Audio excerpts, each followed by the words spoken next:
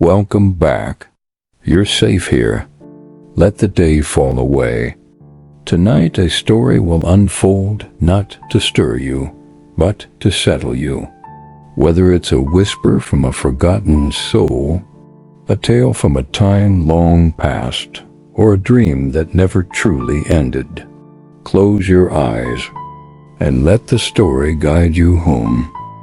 The wind howled across the barren plains of western Nebraska, carrying with it the scent of dust and forgotten promises.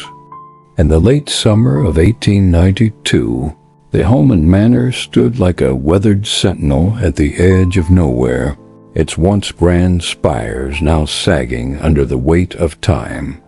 The townsfolk of nearby Willow Creek spoke of it in hushed tones, their voices tinged with equal parts reverence and unease. They said the manor held secrets that stirred in the shadows, secrets that whispered through the cracked windows when the moon hung low. Clara Everett didn't believe in ghosts. At 23, she was practical, sharp-witted, and far too stubborn to entertain the fanciful tales of old widows. She'd arrived in Willow Creek only a week ago, her carpetbag stuffed with ambition, and a letter from her late uncle, who'd left her the deed to the manor.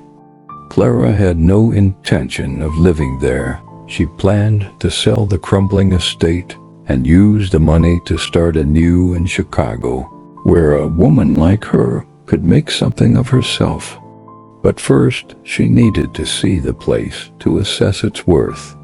That's what brought her to the manor's iron gates on a late August evening, the sky bruised purple and the air thick with the promise of a storm. The gates creaked as she pushed them open, their rusted hinges protesting like a chorus of lost voices. The manor loomed ahead, its facade a patchwork of peeling paint and ivy that clung like desperate fingers. Clara adjusted her bonnet, squared her shoulders, and stepped onto the overgrown path. She told herself it was just a house, wood and stone, nothing more. Yet, as she approached, a chill settled in her bones, one that had little to do with the evening breeze. Inside, the air was stale, heavy with the musk of decay. The grand foyer stretched before her, its chandelier dangling like a skeleton of crystal and dust.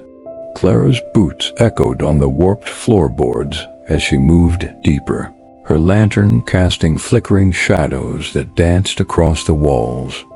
She'd expected cobwebs, perhaps a few broken chairs, but not this oppressive silence, as if the house itself were holding its breath. She set her lantern on a dusty table and pulled out the deed, unfolding it with care. The paper was brittle, the ink faded, but her uncle's signature was unmistakable. Holman Manor, it read, to my niece Clara Everett, in the hope it brings her fortune. Fortune, indeed. Clara snorted softly. The place looked more likely to bring nightmares. As she explored, she found signs of the manor's former glory. A grand staircase with a carved banister, a parlor with faded wallpaper patterned with roses, a dining room where a long table still stood, its chairs arranged as if waiting for guests who'd never come. In the library, shelves sagged under the weight of moldering books, their titles barely legible. Clara ran her fingers along one spine, then stopped. A faint sound of whisper almost drifted from the far end of the room. She froze, her heart thudding. "Hello?" she called, her voice sharper than she intended. The whisper stopped, replaced by the groan of the house settling. Just the wind, she told herself. Just the wind playing tricks. But as she turned back to the books, she noticed something odd. A single volume, bound in black leather, lying on the floor as if it had fallen from the shelf. She picked it up, brushing away dust. The cover bore no title, only a faint embossing of a rose entwined with thorns. Clara opened it, expecting a ledger or a family Bible. Instead, the pages were filled with handwritten entries, the ink still sharp despite the years. The first line read, asterisk, to whoever finds this, know that the manor keeps its own. I am Eleanor Holman, and I write this in 1867, so my story will not be forgotten. Clara's breath caught. Eleanor Holman, the matriarch of the Holman family, who'd vanished decades ago, along with her husband and daughter. The townsfolk said they'd fled or died or worse. Clara flipped through the pages, her curiosity piqued. The journal spoke of love, betrayal, and a promise made under moonlight, a promise that bound the Holmans to the manor in ways Clara couldn't yet fathom.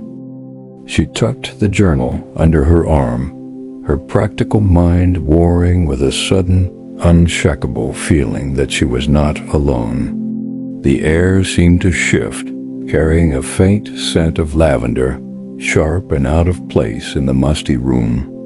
Clara glanced over her shoulder, half expecting to see someone standing there.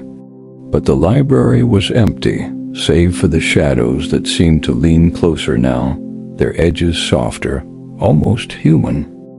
She shook her head, chiding herself for letting the manor's gloom get to her. Tomorrow she'd return with a surveyor, catalog the estate, and be done with it. But as she stepped back into the foyer, the front door slammed shut with a force that rattled the chandelier. Clara spun around, her lantern flickering as if caught in a draft. The silence returned, heavier now, and in it she heard it again, a whisper, soft as a sigh, calling her name. Clara gripped the journal tighter, her pulse racing. She didn't believe in ghosts, but as she stood in the heart of Holman Manor, she couldn't shake the feeling that something or someone was watching, waiting for her to turn the next page. The lantern's glow flickered as Clara stood frozen in the foyer, the echo of the slammed door still ringing in her ears. The air felt thicker now, pressing against her skin like a held breath.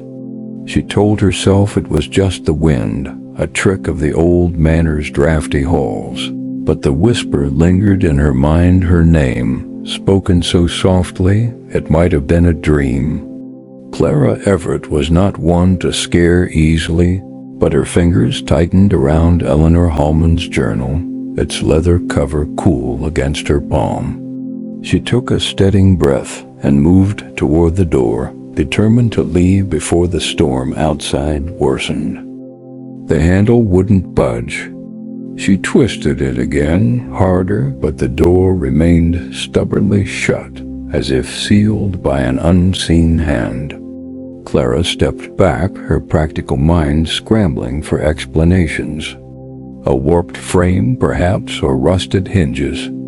She set the journal and lantern on the floor and pushed with both hands, but the door didn't so much as creak. Her heart quickened, not from fear, not yet, but from the irritation of being trapped in a crumbling relic of someone else's past. "Fine," she muttered, her voice sharp in the silence. "I'll find another way out."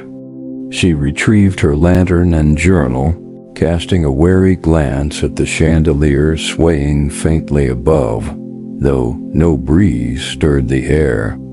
The manor seemed to hum with a life of its own, the shadows stretching longer, curling like tendrils across the walls. Clara shook off the thought and turned toward the hallway, branching off the foyer, its darkness swallowing the light beyond a few feet. The corridor was narrow, lined with portraits whose eyes seemed to follow her. Faded faces of men and women in stiff collars and lace stared down, their expressions caught between sorrow and secrets. Clara paused at one, a young woman with auburn hair and piercing green eyes, her lips curved in a smile that didn't reach her gaze. The brass plaque beneath read, Eleanor Hallman, 1865. Clara glanced at the journal in her hand, her thumb brushing the embossed rose on its cover. This was her, the woman whose words now rested against Clara's side, whispering of promises and betrayals. She pressed on, her boots clicking against the floorboards. The hallway led to a series of rooms, a music room with a dusty pianoforte, its keys yellowed like old teeth, a study cluttered with papers and broken quills, and a small parlor where a cracked mirror hung crookily on the wall. Clara caught her reflection, her face pale in the lantern's light, her dark curls escaping her bonnet. For a moment, she thought she saw something move behind her in the glass. A flicker of shadow, a glimpse of lavender fabric. She spun around, but the room was empty. "Get a grip, Clara," she whispered, her voice steadier than she felt. She wasn't here to chase ghost stories. She needed an exit, and fast. The storm outside was growing louder, thunder rumbling like a warning. She moved to the far end of the parlor, where a set of French doors led to what she hoped was a garden or back entrance. But as she reached for the handle, the air grew heavy with that same lavender scent, sharp and sweet, filling her lungs like a memory she couldn't place. She hesitated, then opened the journal, flipping to the next entry by the dim light. Eleanor's handwriting was elegant but hurried, as if written in a rush. Asterisk, the manor holds more than stone and timber. It keeps us, binds us, because of what we swore. Thomas thinks he can break it, but I fear the cost. The rose garden knows, and it will not let us go. Clara frowned. Thomas Eleanor's husband, presumably. The rose garden? She glanced at the French doors, which led to an overgrown tangle of vines and thorns, visible through the grimy glass.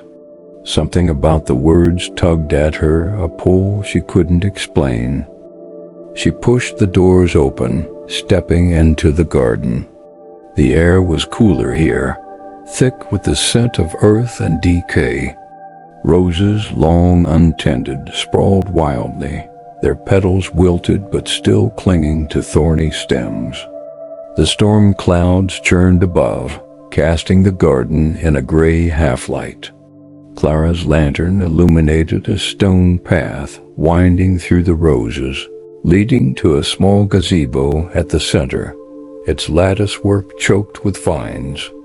She took a step forward, then stopped. The whisper came again, clearer now, not her name, but a single word. Asterisk, stay. Clara's breath hitched. She turned, expecting to see someone, a trespasser, a trickster, but the garden was empty. The roses swayed, though the wind had stilled. She clutched the journal tighter, her practical mind shouting at her to leave, to find a way out, and never look back. But the gazebo called to her, its silhouette oddly inviting, like a hand reaching out from the past. Against her better judgment, she followed the path, her boots crunching on gravel. Inside the gazebo, she found a small iron table, rusted but intact, and on it, a locket. It was silver, tarnished but delicate, engraved with the same rose and thorn pattern as the journal. Clara picked it up, her fingers trembling as she pried it open. Inside was a miniature portrait of Eleanor, her green eyes staring out, and beside it, a lock of auburn hair tied with a faded ribbon. The lavender scent grew stronger, almost overwhelming, and the air seemed to hum, a low vibration that set her teeth on edge. She snapped the locket shut and backed away, her heart pounding. The manor wasn't just a house, it was alive with something she couldn't name, something tied to Eleanor, and her cryptic words. Clara didn't believe in ghosts, but as she stood in the rose garden, the locket heavy in her hand, she felt the weight of a story unfolding, one she wasn't sure she wanted to know. The thunder rumbled again, closer now, and the first drops of rain began to fall, soft as whispers against the roses. The rain began to fall in earnest, pattering against the gazebo's roof as Clara stood clutching the locket, its cold metal biting into her palm. The air was thick with the scent of wet earth and lavender, that strange perfume weaving through the storm like a thread. She should have been focused on finding a way out of Holman Manor, but the locket and Eleanor's journal anchored her to the spot, as if the manor itself were urging her to stay. Clara shook her head, tucking the locket into her pocket. She wasn't here to play detective in a decaying estate. She needed to get back to Willow Creek before the storm trapped her completely. She retraced her steps through the rose garden, the thorns snagging at her skirts as if reluctant to let her go. The French doors still stood open, the parlor beyond swallowed in shadow. Clara stepped inside, her lantern casting a feeble glow that barely reached the walls. The mirror on the far side reflected her silhouette, distorted by the cracked glass, and for a fleeting moment she thought she saw another figure beside her, a woman in a lavender dress, her face obscured. Clara blinked, and the reflection was gone, leaving only her own wide-eyed stare. "Enough of this," she muttered, her voice a lifeline in the oppressive silence. She moved back through the parlor, past the music room, and into the corridor with its watchful portraits. The air felt heavier now, the lavender scent clinging to her like a second skin. She tried to focus on practical things, the deed, the sale, her plans for Chicago, but Eleanor's words echoed in her mind. Asterisk, the manor keeps its own. What did that mean? And why did it feel like the house was listening? She reached the foyer where the front door still refused to budge. Frustration bubbled up, and she kicked at it, the thud echoing like a heartbeat. "Open, you stubborn thing!" She snapped, but the door remained unmoved. Clara sighed, her breath clouding in the chilly air. She'd have to find another exit, perhaps a servant's door or a window that wasn't boarded shut. She turned toward a side passage she hadn't explored, its narrow mouth leading to the manor's east wing. The passage was darker than the rest, the walls lined with peeling wallpaper that curled like dead leaves.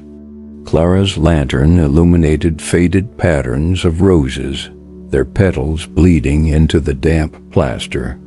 The floorboards groaned under her weight, and she moved carefully, half expecting the floor to give way. The passage opened into a small antechamber, its centerpiece a heavy oak door carved with the same rose and thorn motif as the journal and locket. Clara hesitated, her hand hovering over the handle. Something about the door felt expectant, as if it had been waiting for her. She opened it, revealing a narrow staircase descending into darkness. The air that wafted up was cold, tinged with mildew and something sweeter, lavender, again. Clara's practical side screamed at her to turn back, to find a window or a side door, but the locket in her pocket seemed to pulse, urging her downward. She took a tentative step, then another, the stairs creaking under her weight. The lantern cast long shadows that flickered like phantoms, and the whisper came again, soft but unmistakable. Asterisk, Clara. She froze, her heart hammering. "Who's there?" she called, her voice sharper than she meant. The whisper didn't answer, but the air grew heavier, pressing against her chest. She gripped the journal tighter, flipping it open to steady herself. The next entry was dated a month after the first. Thomas grows restless. He speaks of leaving, of breaking the vow we made. But the manor will not let him go. I see her in the mirrors sometimes, our daughter, my sweet Rose, her eyes so sad. She wants us to stay, and I cannot deny her. Clara's breath caught. Rose Eleanor's daughter, the child who'd vanished with her parents. The townsfolk had spun wild tales, illness, murder, even a curse. Clara had dismissed them as gossip, but now, standing on the creaking staircase, she wasn't so sure. She descended further, the air growing colder with each step. The stairs ended in a small cellar, its stone walls slick with damp. Shelves lined the room, cluttered with jars and crates. But it was the far wall that drew her eye, a heavy iron gate, rusted but intact, leading to a tunnel that disappeared, and she approached, her lantern revealing scratches on the gate, as if someone had clawed at it in desperation. The lavender scent was overwhelming here, almost suffocating. Clara reached out, her fingers brushing the cold iron, and the gate creaked open an inch, unprompted. She stepped back, her pulse racing. This wasn't just a cellar, it was a secret, one the manor had guarded for decades. She opened the journal again, skimming Eleanor's words. The tunnel holds our truth, but it is not safe. Thomas thinks it will free us, but I fear it will only bind us tighter. Clara stared into the tunnel's black maw, the locket heavy in her pocket. She didn't believe in ghosts, but the manor was weaving a spell around her, pulling her deeper into its story. The rain pounded above, the storm's rhythm matching her heartbeat. She could turn back, climb the stairs, and keep searching for a way out. Or she could step through the gate, follow the tunnel, and uncover what Eleanor and Thomas had hidden. The whisper came again, softer now, almost pleading. Stay. She took a deep breath, her decision teetering on the edge. The manor wasn't just a house, it was a keeper of secrets, and Clara, against all her instincts, wanted to know them. She stepped forward, the gate creaking wider, and the darkness swallowed her lantern's light. The tunnel stretched before Clara, its walls slick with moisture that glistened in the faint glow of her lantern. Each step echoed, the sound swallowed by the damp stone as if the manor itself were drinking it in. The air was colder here, heavy with the scent of earth and that ever-present lavender, curling around her like a memory she couldn't grasp. Clara's boots scraped against the uneven floor, and she held Eleanor's journal close, its weight a tether to the world above.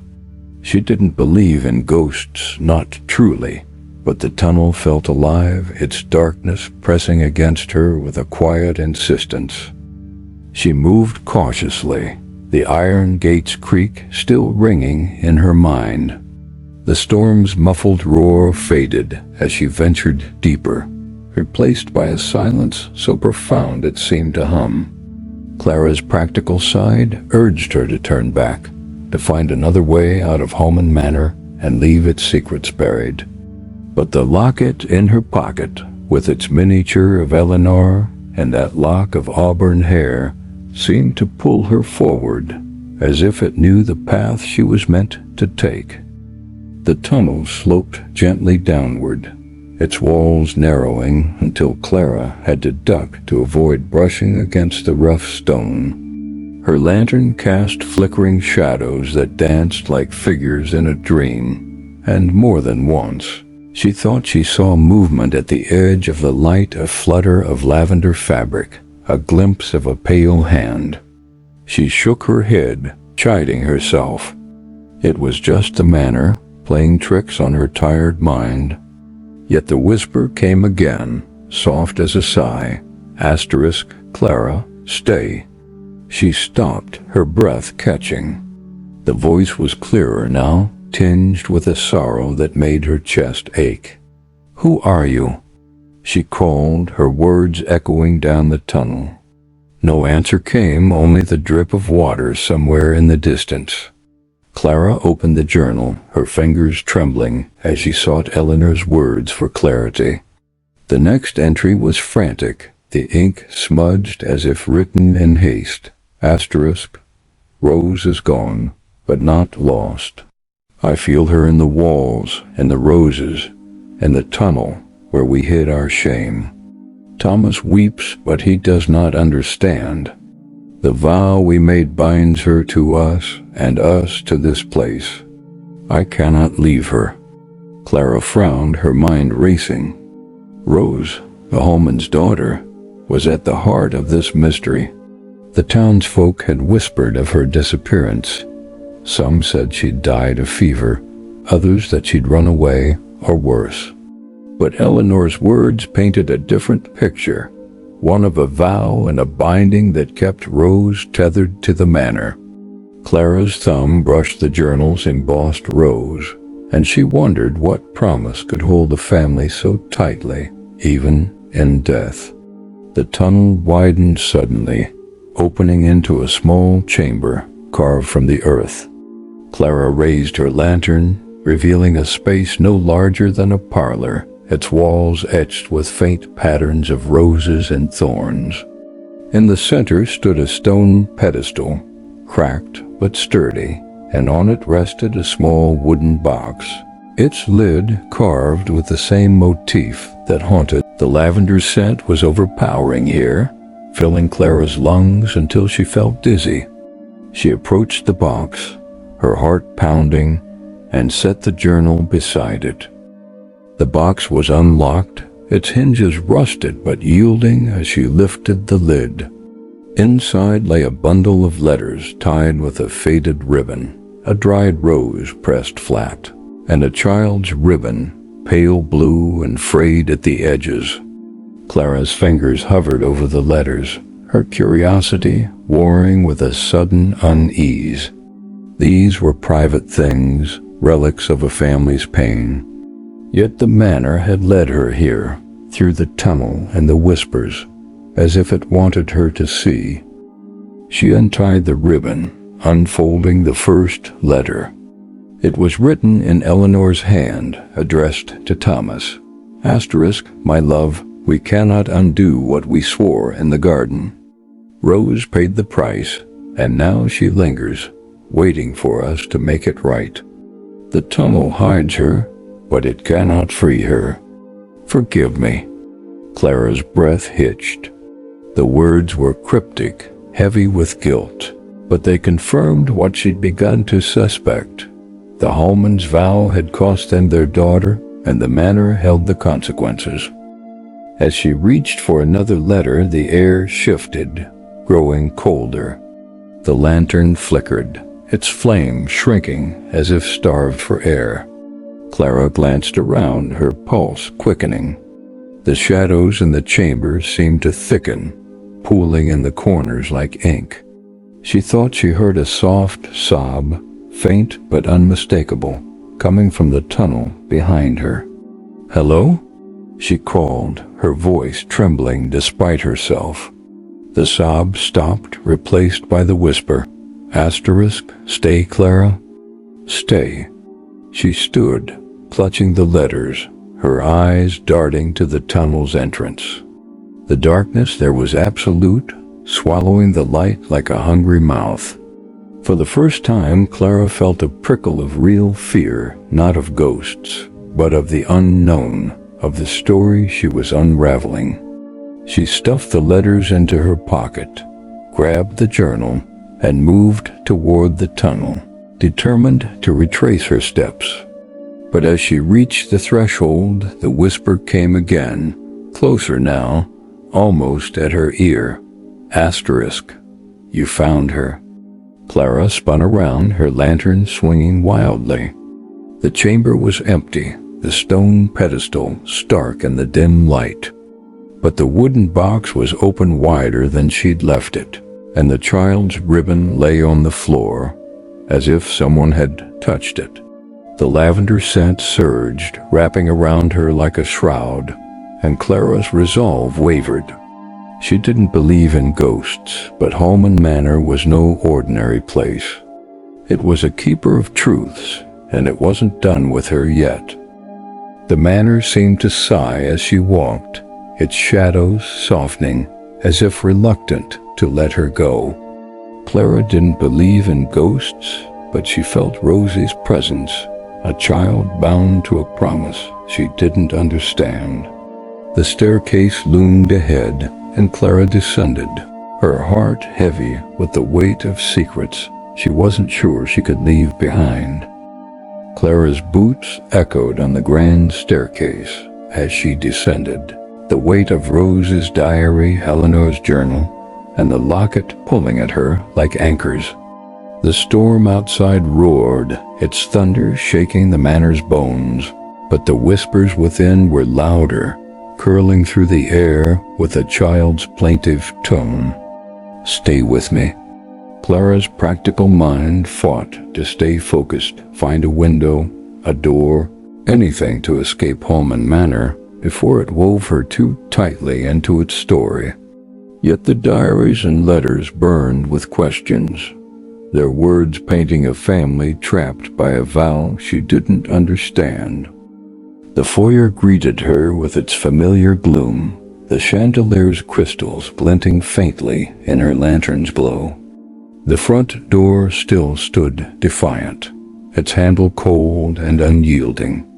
Clara's frustration flared, but she pushed it down, turning instead to the west wing, a part of the manor she hadn't explored.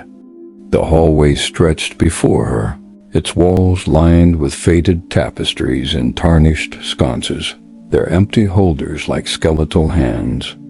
The lavender scent followed her, softer now but ever present, as if the manor itself were breathing it. She moved quickly, her lantern casting long shadows that seemed to shift just beyond her sight. The west wing felt different, less oppressive than the east, but heavier, as if it carried a different kind of sorrow. Clara tried each door she passed, finding most locked or stuck, until one opened with a groan, revealing a ballroom. The room was vast, its parquet floor dulled by dust, its high ceiling adorned with a mural of roses in bloom, their petals faded but vibrant in the lantern's light. A grand piano stood in one corner, its lid closed, and chandeliers hung like forgotten stars, their crystals dulled but still catching the light. Clara stepped inside, her breath catching at the room's faded grandeur. It was easy to imagine the Holmans here, hosting lavish gatherings, Eleanor in a flowing gown, Thomas at her side, Rose twirling in a blue dress. The thought tugged at Clara's heart, and she opened Rose's diary, seeking the child's voice. An entry near the middle read, "Mama danced with me in the big room tonight. She says I'm her little Rose." Papa watched, but he looked sad. He doesn't like the garden anymore. Clara's fingers lingered on the page, picturing a little girl spinning under the chandeliers, unaware of the weight her parents carried. She closed the diary and approached the piano, its surface coated in dust. On impulse, she lifted the lid, revealing keys yellowed but intact. She pressed one, expecting silence, but a low, mournful note rang out, vibrating through the room. Clara froze, her heart pounding. The note lingered, joined by a soft hum, a child's voice, singing the same lullaby she'd heard in Rose's room. The air grew heavy, the lavender scent swelling, and Clara felt a presence, not threatening but achingly sad, as if the room itself were mourning. She stepped back, her eyes scanning the ballroom. The shadows seemed to sway, forming shapes of woman's silhouette, a child's small frame. Clara's breath hitched, but she refused to run. "Rose?" she whispered, her voice soft, almost a plea. The hum stopped, and the whisper came, clear and close. Asterisk. Mama's here. Clara's skin prickled. She didn't believe in ghosts, but the manor was blurring the line between memory and reality, pulling her into its grief. She moved to the far wall where tall windows were boarded shut, their edges letting in slivers of stormy light. Clara set her lantern down and tugged at the boards, hoping for an escape. They were nailed tight, but as she worked, she noticed something tucked into a crack of folded piece of paper, its edges brittle. She pried it free, unfolding it carefully. It was a letter in Thomas's bold script, dated 1867. Asterisk, Eleanor, I cannot bear this any longer. The garden's hold grows stronger, and Rose is fading. We must break the vow, or it will take us all. Meet me in the ballroom tonight, I have a plan. Clara's mind raced. The ballroom, the garden, the vow, it all circled back to that promise, made under moonlight.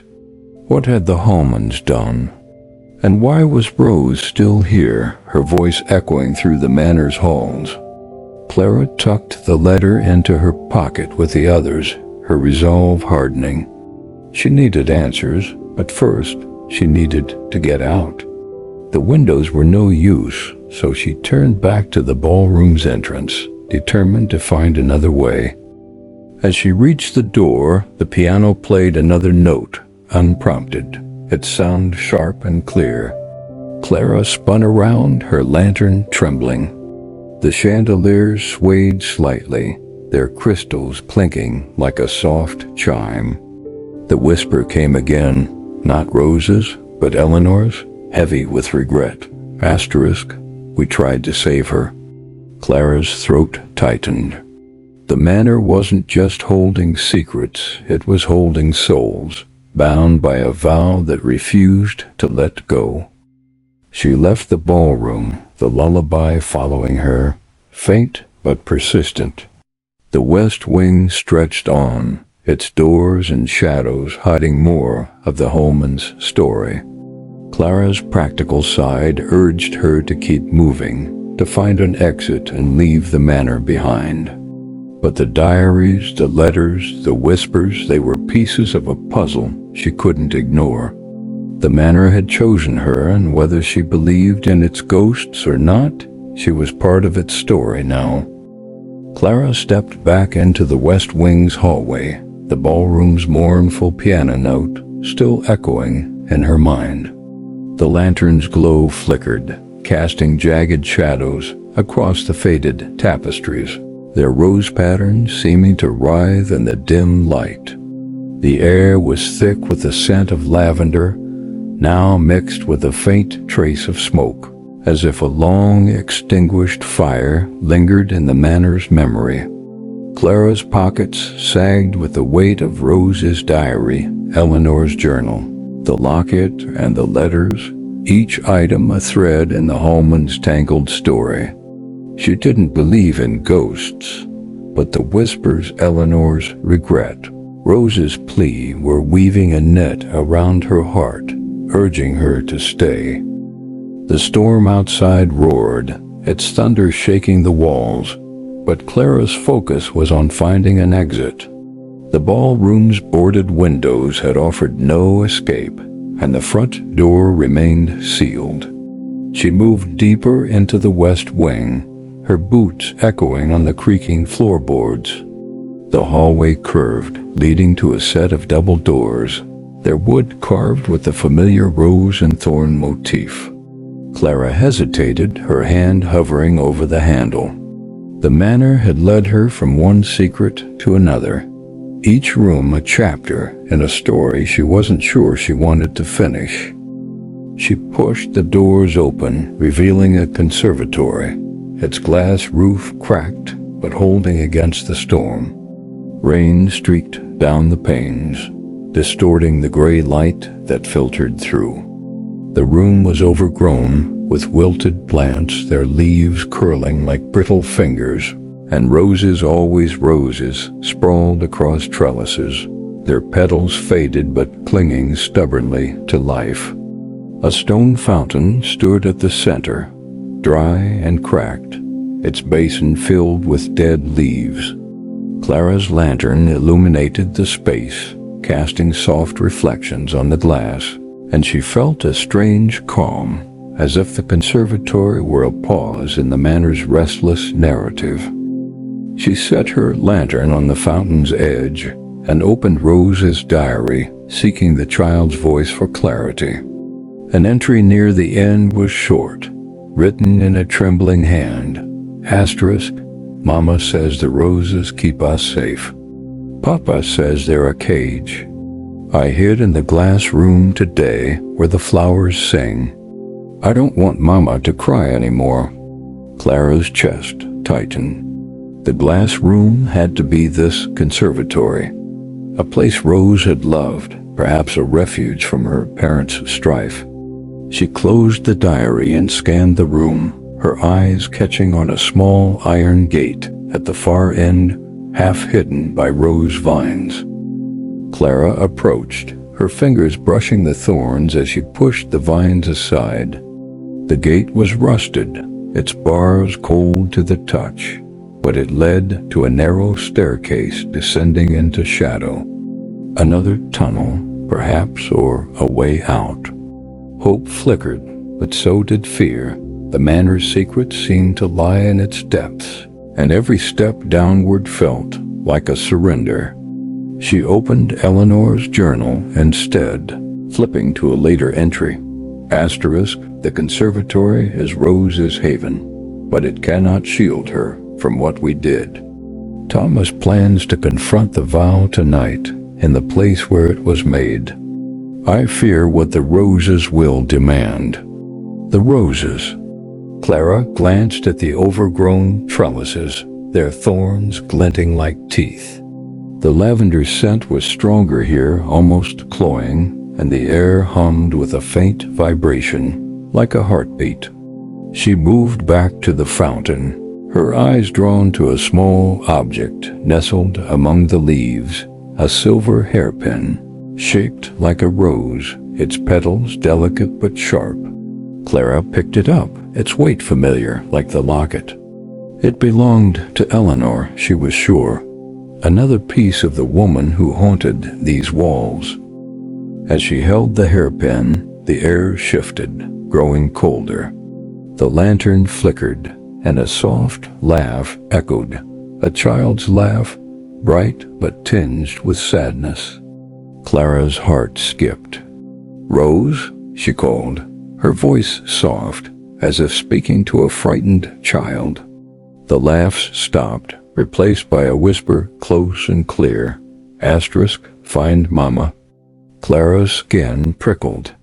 She turned, expecting to see a figure in the glass's reflection, but the conservatory was empty, save for the roses and their watchful thorns. She clutched the hairpin, her resolve wavering. The Manor was guiding her, piece by piece, toward the truth of the Hallman's vow. But the gate loomed, its staircase descending into darkness, and Clara's practical side screamed at her to find another way.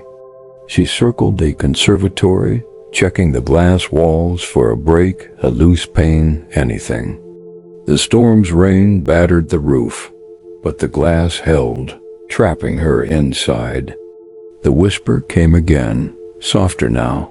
Asterisk, she's waiting. Clara's eyes fell on the gate once more. The Manor wasn't just a house, it was a keeper of promises, and it wanted her to follow. She tucked the hairpin into her pocket with the other relics, grabbed her lantern, and approached the gate. It creaked open at her touch, revealing the staircase's steep descent. The lavender scent followed her, mingling with the musty air below, and Clara felt the Manor's pull, stronger now, urging her deeper. She took a step down, then another, the diary and journal heavy in her hands. The conservatory had been Rose's sanctuary, but it was also a threshold, leading her closer to the heart of the Holman's story. Clara didn't believe in ghosts, but as she descended, the whispers grew louder, Eleanor's voice joining Rose's. "We're here." The Manor was alive with their presence, and Clara, against all her instincts, was ready to listen. The staircase spiraled downward, its stone steps slick with damp as Clara descended, her lantern casting trembling shadows on the walls. The air was colder here, thick with the scent of earth and that ever-present lavender, now laced with a faint metallic tang, like old coins. The weight of Rose's diary, Eleanor's journal, the locket, letters, and the silver hairpin pressed against her, each item a piece of Holman Manor's puzzle, pulling her deeper into its story. Clara's breath fogged in the chill, her practical mind clinging to the hope of an exit, even as the whispers urged her to stay. The steps were uneven, worn smooth by time, and Clara moved carefully, one hand trailing the wall for balance. The rose and thorn carvings appeared again, etched into the stone, their patterns glowing faintly in the lantern's light, as if guiding her. She didn't believe in ghosts, not fully, but the Manor's presence was undeniable, its walls humming with a quiet insistence that she follow the path. The whisper came again, a child's voice, soft and pleading. Asterisk, Mama's close. Clara's heart ached, picturing Rose, a girl bound to this place by a vow she hadn't chosen. The staircase ended in a low-ceilinged chamber, its walls rough-hewn and damp. Clara raised her lantern, revealing a heavy wooden door at the far end, its surface carved with roses so intricate they seemed to bloom in the flickering light. The lavender scent was overwhelming here, almost suffocating, and the air felt heavy, as if the chamber held its breath. Clara approached the door, her fingers brushing the carvings. It was warm to the touch, unlike the cold stone around it, and she hesitated, sensing the Manor's story waiting just beyond. She opened Rose's diary, seeking the child's words to steady herself. The entry was brief, written in a hurried scrawl. Asterisk. Papa took me to the deep room tonight. He said we'd be free soon. Mama cried, but she held my hand. The roses are angry, but I'm not scared anymore. Clara's brow furrowed. The deep room had to be this chamber or what lay beyond the door. The Holmans had come here together, chasing freedom from their vow. But what had they found? She tucked the diary away and reached for Eleanor's journal, flipping to a later entry. Asterisk, Thomas believes the chamber holds the key to breaking the vow. I fear it will only tighten its grip. Rose trusts us, but I see the roses in her eyes, claiming her. Clara's hand trembled as she closed the journal. The roses, always the roses, symbols of love, of promises, but also of something darker, something binding. She pushed the door open, its hinges groaning like a sigh. Beyond lay a circular room, its walls lined with stone roses, their petals carved so delicately they seemed to quiver. At the center stood an altar, simple but stark, made of black stone veined with white. On it rested a single object, a crystal vial, stoppered with a rose-shaped cork, filled with a dark liquid that shimmered in the lantern's glow. Clara stepped closer, her breath catching. The veil was beautiful, almost otherworldly, its contents catching the light like liquid night. The lavender scent surged, and the whisper returned, Eleanor's voice now heavy with sorrow. Asterisk. We tried to save her. Clara's skin prickled. She reached for the vial, her fingers hovering, when a soft creak came from behind. She spun, raising the lantern, but the chamber was empty, its shadows still. Yet the air felt alive, charged with a presence she couldn't name. She set the lantern on the altar and opened one of Thomas's letters, its paper brittle in her hands. Asterisk, Eleanor, the vial is our last hope. The vow we made in the garden was sealed with blood, and only blood can undo it. But the roses demand a price, and I fear it is Rose herself. Clara's stomach twisted. Blood. A vow sealed in the rose garden, binding the family to the manor. She looked at the vial again, its dark contents suddenly menacing. Was this the blood Thomas wrote of? And what price had they paid? The whisper came again, Rose's voice, small and clear. Asterisk, don't leave me. Clara's heart lurched. She turned, expecting to see the child's shadow in the doorway, but there was nothing, only the roses carved into the walls, their thorns sharper in the shifting light. She tucked the letter away, her mind racing.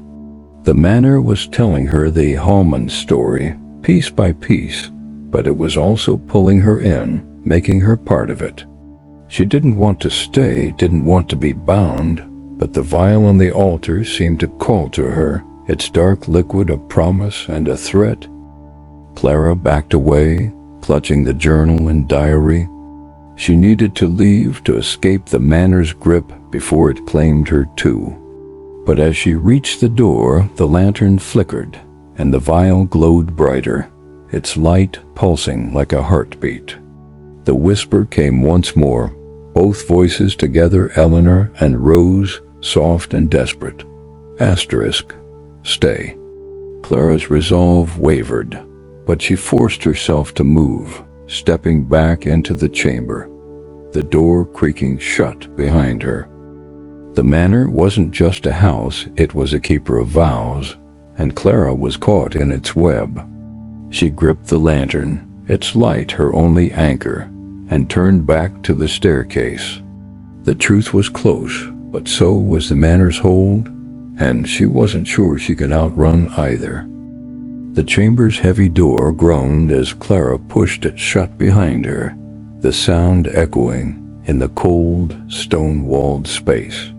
Her lantern's flame flickered, casting trembling shadows across the rose carvings that seemed to pulse in the dim light. The crystal vial on the altar glowed faintly, its dark liquid catching her eye like a whispered secret. Clara's heart pounded, the weight of Rose's diary, Eleanor's journal, the locket, letters, and hairpin pressing against her as if the manor itself were holding her close. The lavender scent was thick, almost suffocating, mingling with that faint metallic tang that set her nerves on edge.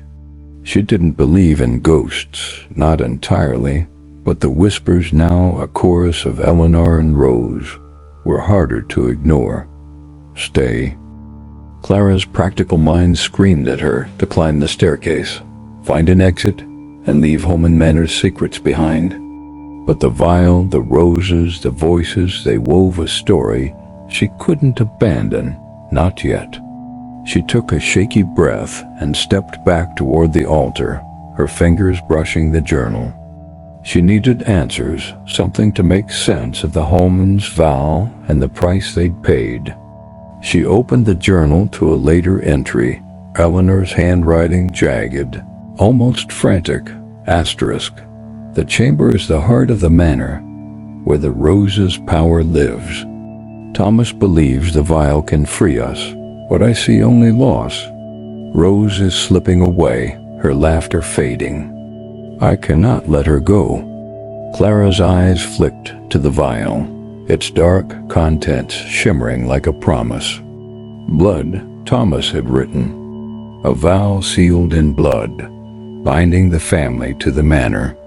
She reached for the vial, her hand trembling, but stopped short as the air grew colder, the lavender scent sharpening. A soft hum filled the chamber, the same lullaby from Rose's room, its melody weaving through the silence like a thread. Clara's throat tightened. "Rose?" she whispered, her voice barely audible. The hum stopped, replaced by a child's voice, clear and close. Asterisk? Mama's scared. Clara spun, her lantern swinging, but the chamber was empty, its shadows still.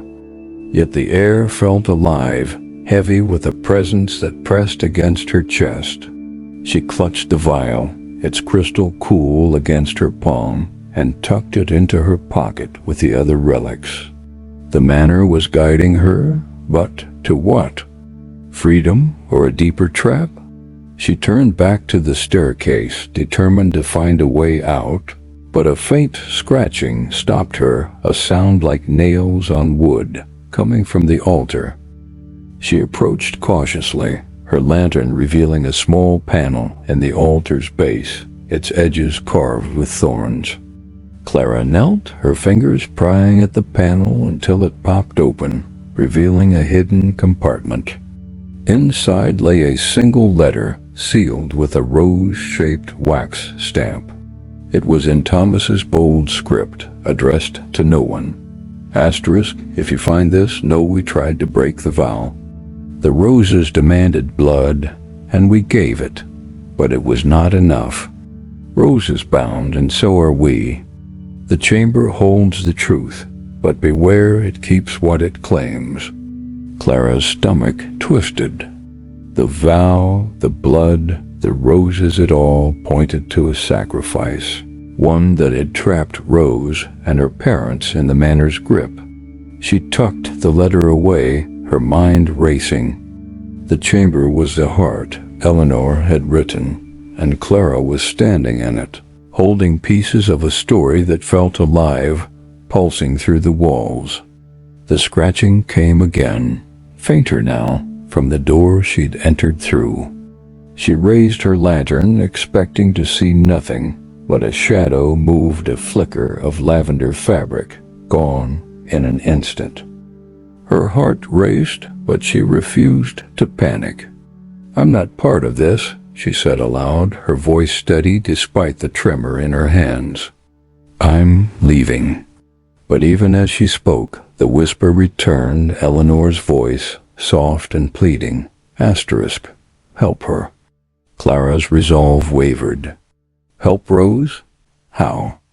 The manor was a maze of secrets, and every step seemed to pull her deeper. She moved to the door, pushing it open, and stepped back into the outer chamber, the staircase looming ahead. The air shifted as she climbed, the lavender scent fading slightly, replaced by the musty chill of the manor above. The conservatory greeted her with its cracked glass and wilted roses, the storm's rain still battering the roof. Clara's eyes darted to the iron gate, then to the glass walls, searching for a way out. But the manor felt different now, its presence more insistent, as if it knew she held the vial, the key to its heart. She opened Rose's diary, flipping to the final entry, asterisk, "The deep room is cold, but Mama says it's safe. I see the roses in my dreams. They want me to stay." Clara closed the diary, her throat tight. Rose had been a child, caught in her parents' vow, her voice now echoing through the manor's halls. Clara didn't want to stay, didn't want to be part of this, but the whispers, the relics, the roses, they were weaving her into the story. She moved through the conservatory, back to the West Wing's hallway, her lantern casting long shadows that seemed to follow her, their edges soft, almost human. The manor was alive, its heart beating in the chamber below, and Clara was carrying its secrets. She didn't believe in ghosts, but as she walked, the whispers grew louder, Eleanor and Rose speaking as one. Asterisk. Find us. The storm raged on, but the manor's pull was stronger, and Clara knew she couldn't leave not until she understood the truth. Clara emerged from the conservatory, the iron gate clanging shut behind her as she stepped into the west wing's shadowed hallway. The storm's roar filtered through the manor's walls, its thunder a distant pulse, but the lavender scent clung to her, sharp and insistent, weaving through the air like a memory. Her pocket sagged with the weight of Rose's diary, Eleanor's journal, the locket, letters, hairpin, and now the crystal vial, its dark liquid a silent promise in her coat. Clara's lantern cast a wavering glow, illuminating the rose-patterned tapestries that seemed to watch her, their thorns curling in the dim light. She didn't believe in ghosts, not wholly, but the whispers, now a duet of Eleanor and Rose, echoed in her mind. Find us. Her practical side urged her to keep moving, to find a window or a door and escape Holman Manor before its story consumed her. But the relics she carried felt alive, each one a piece of the Holman's vow, pulling her deeper into their tragedy. Clara's breath steadied as she walked, her boots echoing on the creaking floorboards. The west wing had revealed the conservatory and the chamber below, but no exit. She turned her gaze to a narrow staircase at the hallway's end, its steps winding upward into darkness. The attic, perhaps, or a tower either, might hold a way out. The stairs groaned under her weight, their wood warped by time. The air grew colder as she climbed, the lavender scent fading slightly, replaced by a dusty staleness that tickled her throat. At the top, a single door awaited, its surface plain, but marked with a faint rose carving, barely visible in the lantern's glow. Clara pushed it open, revealing a small, circular room, a tower chamber, its walls lined with shelves of dusty books and trinkets. A single window, unboarded but grimy, let in slivers of stormy light, the rain streaking down its panes like tears. Clara set her lantern on a rickety table, its surface cluttered with faded photographs, and a small, tarnished mirror. She caught her reflection, her face pale, her dark curls escaping her bonnet. For a moment, she thought she saw another face beside hers, Eleanor's green eyes, Rose's auburn curls, but a blink, and it was gone. Her heart raced, but she focused on the room, searching for an exit. The window was high and narrow, too small to climb through, but she tugged at it anyway, the frame stuck fast. Frustration flared, but she pushed it down, turning to the shelves. She opened Eleanor's journal, seeking clarity in the woman's words. The entry was dated late 1867, the handwriting unsteady. Asterisk, the tower is where I come to think, to pray, though I fear no one listens. Thomas is consumed by the vial, by the chamber's promise of freedom. But Rose is fading, her laughter gone. I see her in the mirrors, her eyes pleading. The roses will not let us go. Clara's chest tightened. The tower, another piece of the manor's puzzle, a place of reflection and despair. She glanced at the mirror again, half expecting to see Rose's face, but only her own stared back. She reached for Rose's diary, flipping to a later entry. Asterisk, Mama took me to the high room today. She said we'd see the stars, but it's always raining. I left my doll there, so she won't be lonely. The roses are in my dreams again. Clara's eyes scanned the room, landing on a small rag doll tucked into a corner shelf, its blue dress faded, its button eyes dull. She picked it up, her fingers brushing the frayed fabric. The lavender scent surged and a soft giggle echoed, a child's giggle, bright but fleeting. Clara's breath caught. "Rose?" she whispered, clutching the doll. The giggle stopped, replaced by a whisper, Eleanor's voice, heavy with sorrow. She loved this place. Clara's skin prickled. She set the doll down, her hands trembling, and reached for one of Thomas's letters. Its wax seal cracked. Eleanor, the tower holds no answers, only memories. The vial is our last hope, but the roses demand more than we can give. Forgive me for what I must do. Clara's stomach twisted. Thomas had planned something desperate, something tied to the vial and the chamber below. But what? As she folded the letter, the mirror flickered, its surface rippling like water.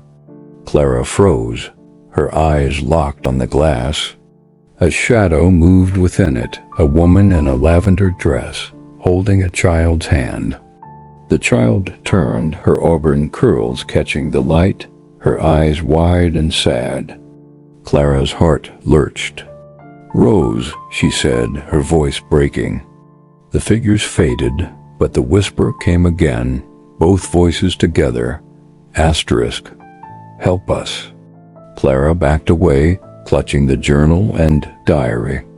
The manor was alive with the Holman's grief, its rooms and relics telling their story. She didn't want to be part of it, didn't want to stay, but the tower felt like a crossroads, urging her to choose leave or uncover the truth. She moved to the window again, prying at the frame, but it held fast.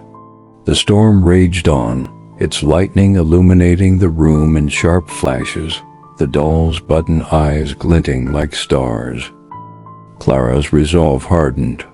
She would find a way out, but not before she understood the Holman's vow. The manor had chosen her, and its whispers were too loud to ignore. She left the tower, the doll left behind, and descended the stairs, the relics heavy in her pockets, the lavender scent trailing her like a promise.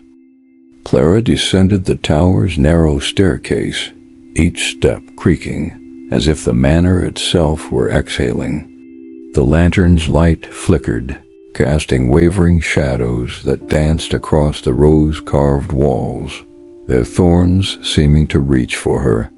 The air was heavy with lavender and dust, the scent now so familiar it felt like part of her.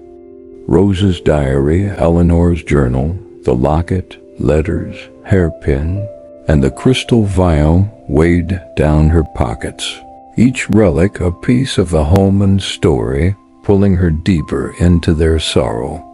The whispers followed her Eleanor's regret, Rose's plea soft but insistent, "Help us." Clara's practical mind clung to the need for escape, but the manor's pull was stronger, its secrets binding her like the roses that marked its walls. Back in the West Wing's hallway, the storm's thunder rumbled, muffled by the manor's thick walls.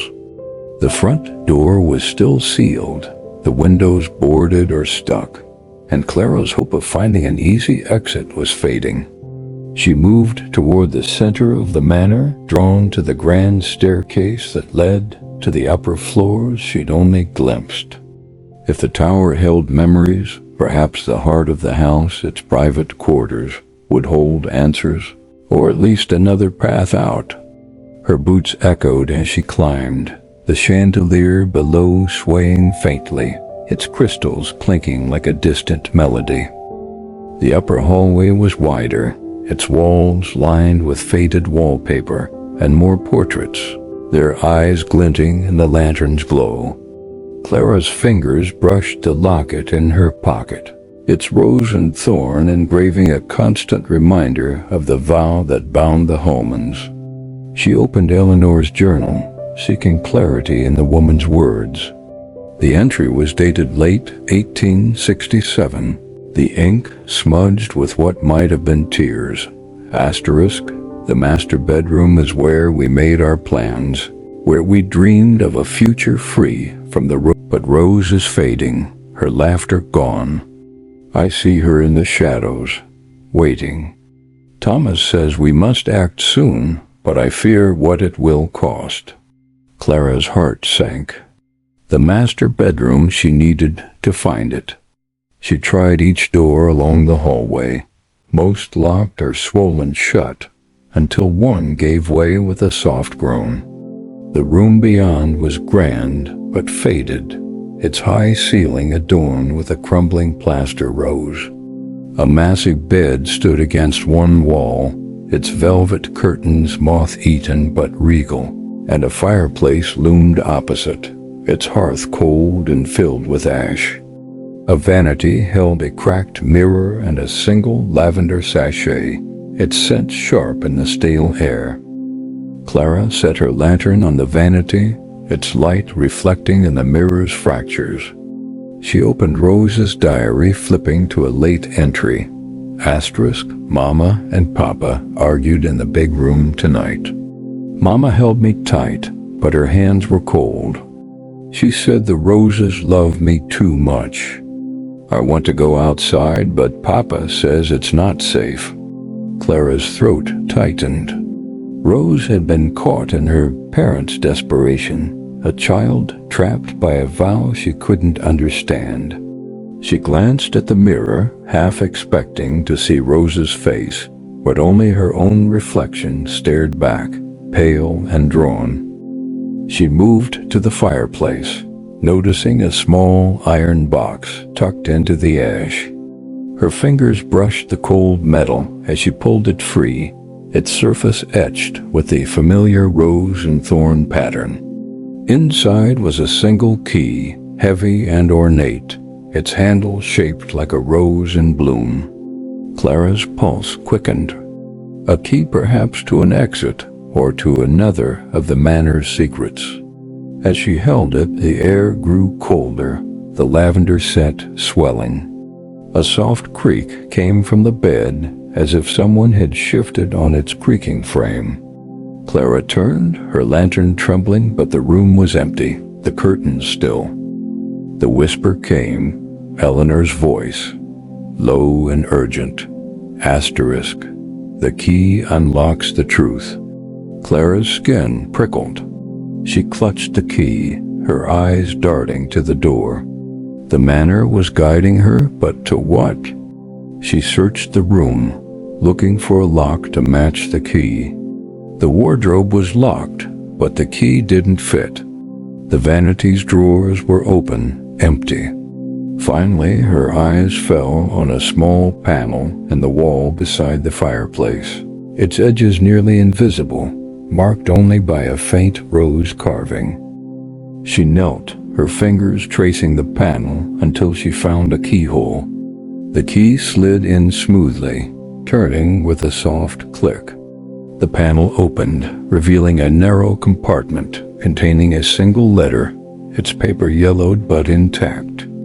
It was in Thomas's hand, dated the night of their disappearance.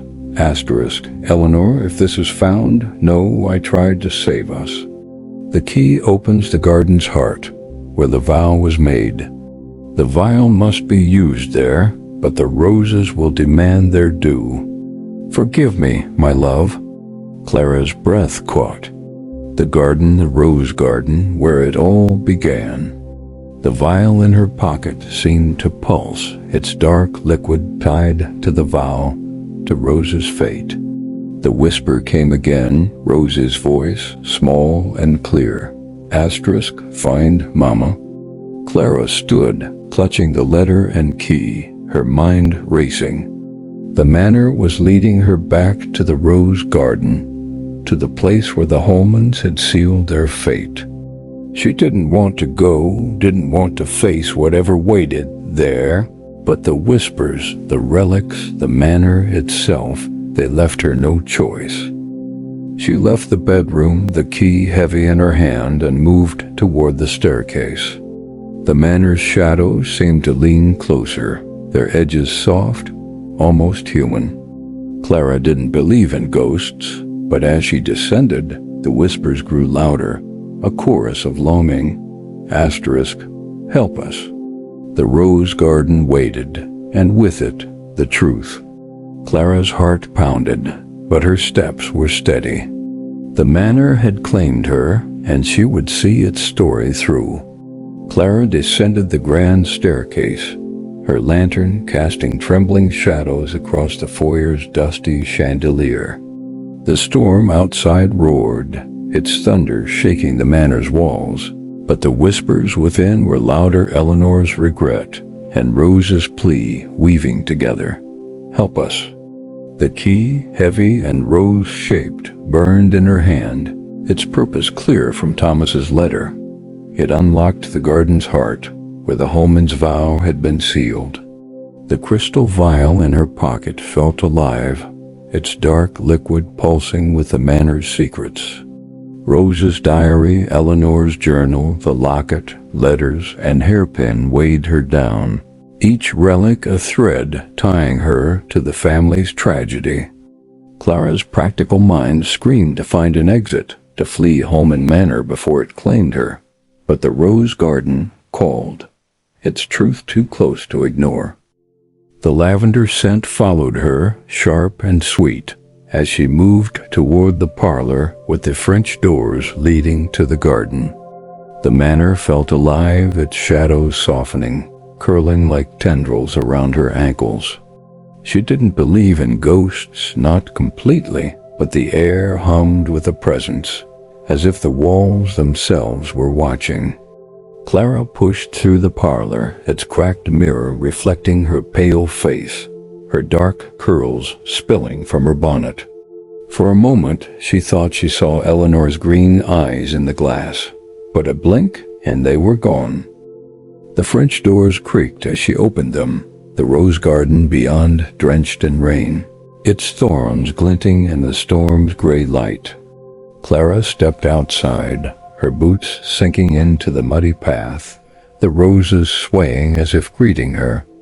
The gazebo loomed at the garden's center, its latticework choked with vines, and Clara felt a pull, as if the key in her hand knew where it belonged. She opened Eleanor's journal, shielding it from the rain, and read a trembling entry. Asterisk, the garden is where we swore our love, where we bound ourselves to the roses. Thomas thought it would protect us, but it took Rose instead. The heart lies beneath, locked and waiting. Clara's heart raced. Beneath the gazebo, then a lock for the key, a place for the vial. She moved forward, the rain soaking her skirts, the lavender scent overwhelming now, mingling with the earth's damp musk. The gazebo's iron table stood as she'd left it, but the roses around it seemed thicker, their thorns sharper, as if guarding something precious. Clara knelt, her fingers brushing the gravel floor, searching for a lock, a trapdoor, anything. The whisper came, Rose's voice, soft and urgent. Asterisk, Mom was waiting. Her hands found a metal plate, half buried under dirt, its surface etched with a rose. A keyhole gleamed in its center, and Clara's breath caught. She inserted the key, its rose-shaped handle fitting perfectly, and turned it. A soft click echoed, and the plate shifted, revealing a stone slab that groaned as she pushed it aside. Below was a narrow shaft, its walls lined with rose carvings, descending into darkness. Clara's practical side faltered. This was no exit, but a deeper plunge into the manor's heart. She raised her lantern, its light barely reaching the shaft's depths. The vial in her pocket seemed to hum, its dark liquid tied to the vow, to Rose's fate. Clara opened Thomas's last letter again, its words stark. Asterisk, the garden's heart demands the vial, but the roses will take their due. I go to save Rose, but I fear we are all lost." Clara's stomach twisted. The Holmans had tried to break their vow here and failed. She didn't want to follow, didn't want to be bound, but the whispers grew louder. Eleanor and Rose together. Asterisk. Help us. Clara hesitated, then descended the shaft, her boots scraping against stone steps. The air grew colder, the lavender scent so thick it made her dizzy. The shaft opened into a small chamber, its walls covered in rose carvings that seemed to glow, their petals pulsing in the lantern's light. At the center stood a stone table, its surface etched with a single rose, and in its center a small indentation shaped like the vial. Clara's heart pounded. This was the garden's heart, where the vow had been sealed, where the Holman's fate had been decided. She pulled the vial from her pocket, its crystal catching the light, its dark liquid swirling like a storm. The whisper came again, Eleanor's voice, heavy with sorrow. Asterisk. Free her. Clara's hand trembled. Free Rose? By placing the vial in the table? She didn't understand the vow, didn't know the price, but the Manor's pull was undeniable, its Rose's watching, waiting. She stepped forward, her fingers hovering over the indentation, when a soft sob echoed, a child's sob coming from the shadows. Clara spun, her lantern swinging, but the chamber was empty.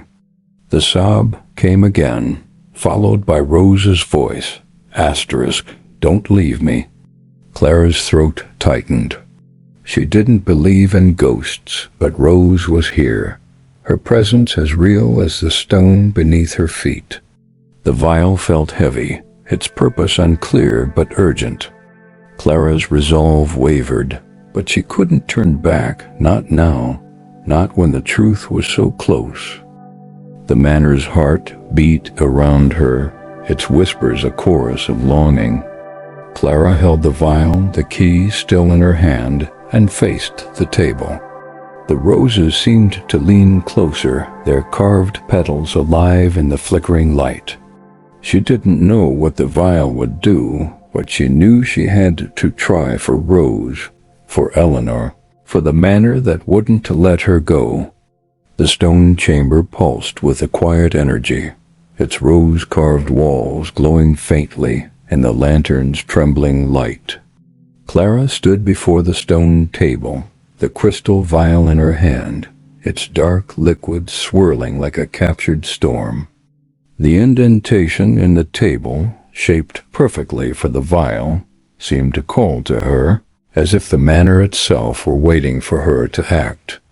The lavender scent was overwhelming, thick with the weight of memory, and the whispers Eleanor's sorrow, Rose's plea wove through the air.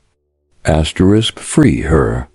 Clara's heart pounded, her practical mind clinging to reason, but the Manor's pull was stronger, its roses binding her to the Holman's story. She clutched Rose's diary, Eleanor's journal, the locket, letters, hairpin, and key, each relic a piece of the vow that had trapped the family. The chamber felt alive, its carved petals seeming to breathe, their thorns sharp in the flickering light. Clara opened Eleanor's journal, seeking guidance in the final entry. Asterisk. The garden's heart holds our vow, sealed in blood. The vial is our last hope, but the roses will claim their price. I cannot lose Rose, but I fear we are already lost. Clara's breath caught. The veil was the key to breaking the vow, but at what cost? She turned to Rose's diary, flipping to the last page, the childish scrawl barely legible. Asterisk. Mama says the roses love me. Papa says they'll let me go if we're brave. I'm not scared, but I don't want Mama to cry. Clara's throat tightened. Rose had trusted her parents, had believed in their promise, but something had gone wrong, binding her to the manor. The whisper came again, soft and urgent, "Help us." Clara's eyes darted to the shadows, expecting to see Rosie's small form or Eleanor's lavender dress, but the chamber was empty, its silence heavy. She held the vial over the table's indentation, her hand trembling. The dark liquid shimmered, catching the lantern's glow like a star trapped in glass. Clara didn't believe in ghosts, not fully, but the manor's heart was alive with the Hallman's grief, and she felt their presence, their longing. "What do you want?" she whispered, her voice breaking. The whisper answered Eleanor's voice, clear and desperate. "Free her." Clara's resolve wavered. Free Rose by placing the vial, by finishing what the Hallmans couldn't. But what would it demand? She lowered the vial, its base brushing the indentation, when a soft hum filled the chamber. The lullaby from Rose's room, its melody weaving through the air like a thread. The roses on the walls seemed to glow brighter, their petals pulsing. Clara's heart raced, but she pressed the vial into the indentation, its fit perfect, as if it had always belonged there. The table shuddered, a low vibration rumbling through the stone, and the air grew colder, the lavender scent sharpening until it stung her eyes. A soft light bloomed from the vial, spilling across the table, illuminating the rose carvings in a warm, golden glow. Clara stepped back, her lantern trembling as the chamber seemed to breathe, its walls shifting, the thorns softening. The whisper came again, Rose's voice bright but fading. Mama's happy. Clara's chest ached. She saw it then, a flicker in the light, a child's silhouette, auburn curls catching the glow, holding the hand of a woman in a lavender dress. They stood at the chamber's edge, their faces blurred but peaceful, as if released from a long burden. The light flared, then dimmed, the vial now empty, its dark liquid gone, absorbed by the stone. The chamber grew still, the lavender scent fading to a faint whisper.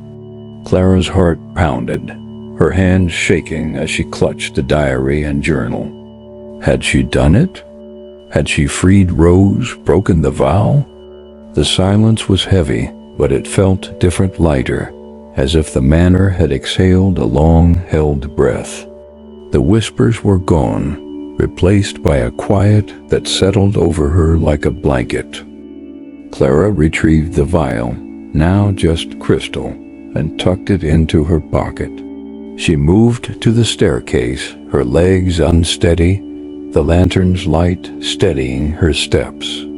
The manor felt changed, its shadows softer, its roses less menacing. She climbed back to the rose garden, the rain still falling but gentler now, the storm's fury easing. The gazebo stood quiet, the roses around it still, their thorns no longer reaching.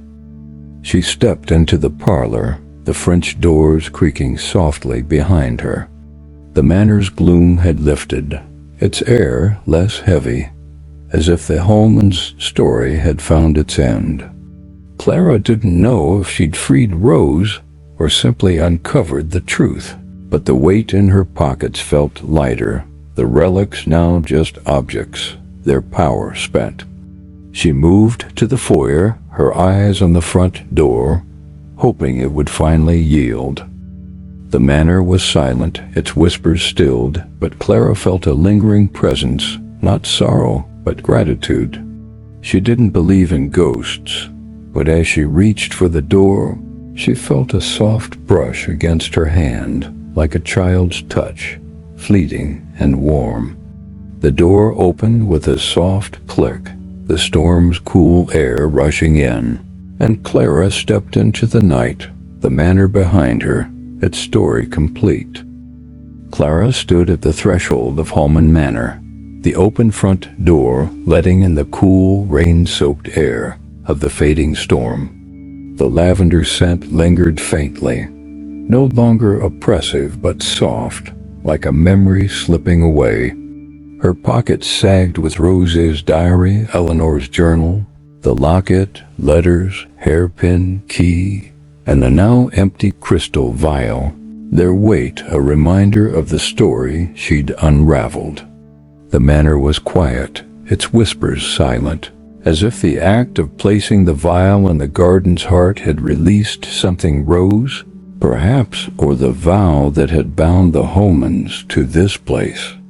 Clara's heart still raced, her practical mind struggling to make sense of what she'd done. But the manor felt different now, its shadows lighter, its roses at peace. She stepped into the foyer one last time, her lantern casting a soft glow across the chandelier's crystals, their clinking faint in the stillness. The storm's thunder had faded to a distant rumble, and the air was crisp, carrying the scent of wet earth. Clara's boots echoed as she moved through the parlor, past the cracked mirror, toward the rose garden. She needed to see it again, to be sure the manor's story was truly over. The French doors opened easily, no longer resisting, and she stepped into the garden, the rain now a gentle drizzle. The roses swayed softly, their thorns glinting in the lantern's light, but they no longer seemed to reach for her. The gazebo stood at the center, its iron table bare, the stone slab.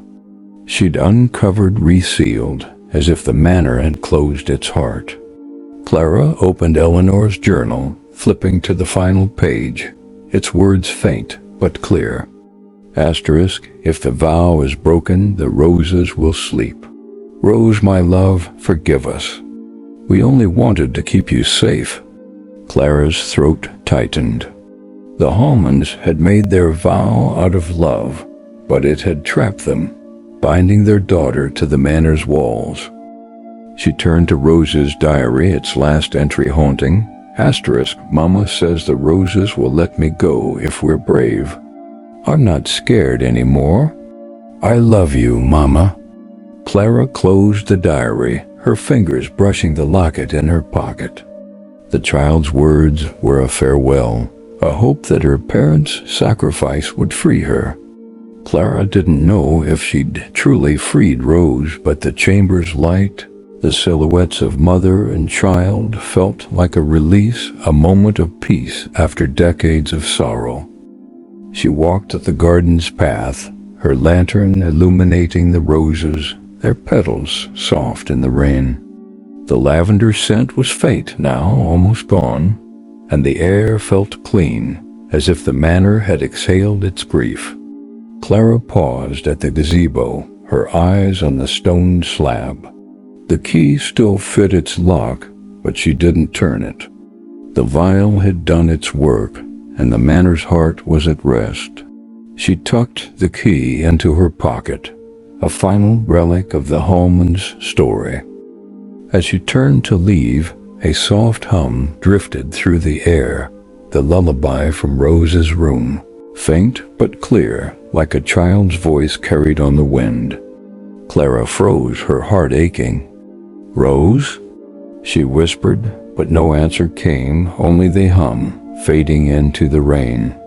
She didn't believe in ghosts, not entirely, but she felt a warmth, a gratitude, as if the manor were thanking her. The roses swayed, their petals falling gently, and Clara knew it was time to go. She returned to the foyer, the front door still open, the night beyond calling her back to Willow Creek. The manor's shadows were soft now, its walls no longer watching. Clara stepped outside, the rain cool on her face, and turned to look at the manor one last time. Its spires stood tall, no longer menacing, their silhouettes soft by the storm's end. She didn't know if she'd sell the estate or keep it, but she knew she'd carry its story with her, a tale of love and loss, of vows and redemption. Clara walked through the iron gates, their creak a final farewell. The manor stood silent behind her, its secrets laid bare, its ghosts, if they were ghosts, at rest. She didn't look back, but as she walked into the night, the lavender scent followed, soft and fleeting, like a whisper of thanks. The night stretched on as Clara made her way back to Willow Creek, the manor's silhouette fading into the plains. The rain had stopped, leaving the air fresh, the stars peeking through the clouds. She carried the relics in her pockets, not as burdens now, but as keepsakes, reminders of Rose, Eleanor, and Thomas, whose love had shaped the manor's story. Clara's practical mind began to reassert itself, planning her next steps. Perhaps she'd return to catalog the estate, or perhaps she'd let it stand, a monument to the Holman's sacrifice. For now she was content to walk away, the whispers silent, the roses at peace. The manor had told its tale, and Clara had listened, carrying its echoes into the quiet night. Not all spirits seek to frighten. Some just wish to be remembered. If their tale lingered with you, let it rest with your breath. Sleep well tonight. And if you hear a whisper in your dreams, maybe it's just the end of the story,